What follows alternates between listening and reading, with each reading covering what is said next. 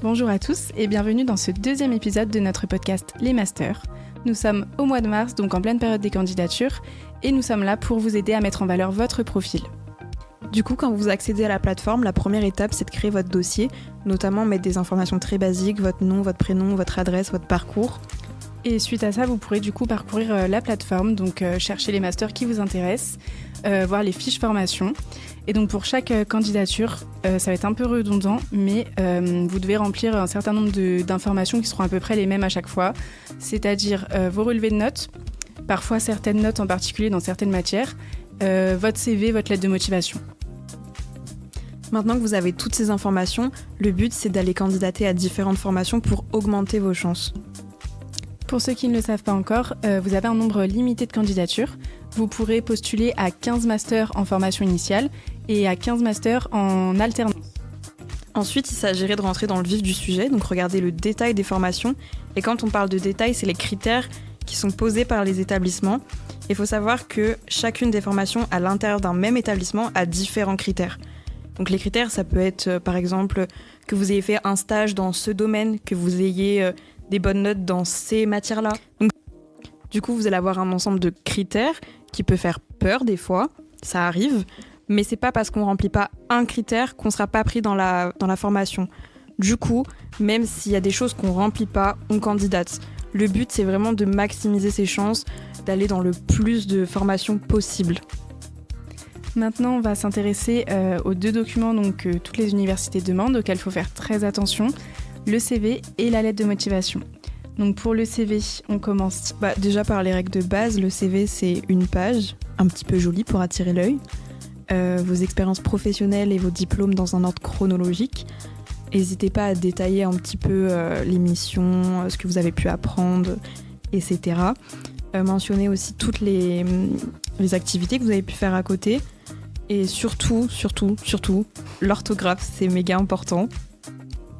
Quand on vous dit ce que vous avez appris, c'est par exemple durant votre licence, vous avez pu découvrir certaines matières et certaines matières du coup correspondent aux critères de certaines formations. Donc peut-être les préciser aussi en dessous de la licence sur le CV. Ensuite sur les activités extrascolaires, donc associations sportives ou job étudiant, on nous dit souvent qu'il faut que ce soit un peu cohérent avec la formation demandée.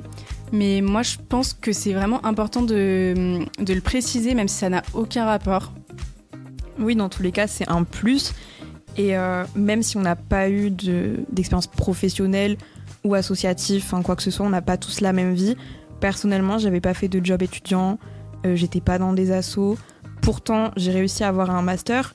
J'ai eu la chance d'avoir un stage que je faisais par la suite, et je l'ai précisé que dans l'avenir, je faisais un stage.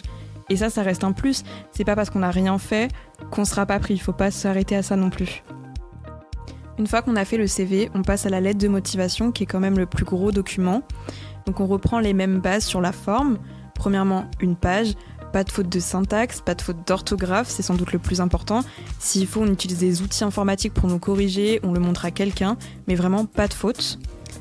Ensuite, sur le fond, le plus important, ça va être de montrer son intérêt. Donc comment montrer son intérêt ?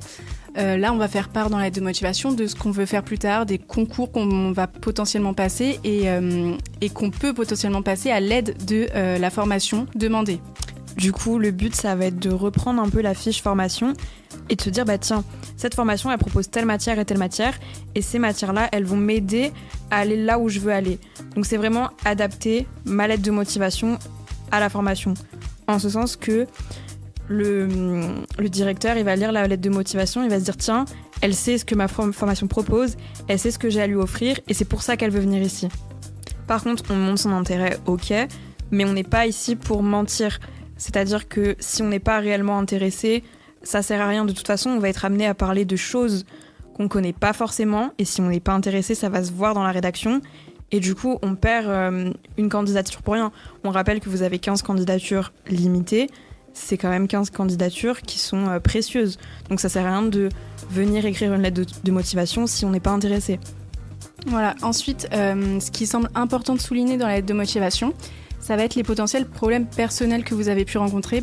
Par exemple, sur votre CV, ce qu'on peut voir, c'est un trou entre telle date et telle date. Et donc, ce qu'on ne peut pas expliquer dans le CV, c'est bien de pouvoir l'expliquer dans la lettre de motivation.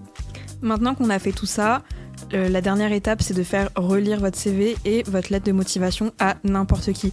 Quand je dis n'importe qui, c'est un parent, un frère, une sœur, un prof, un chargé de TD, n'importe qui, même s'il n'est pas compétent dans la formation que vous avez demandée.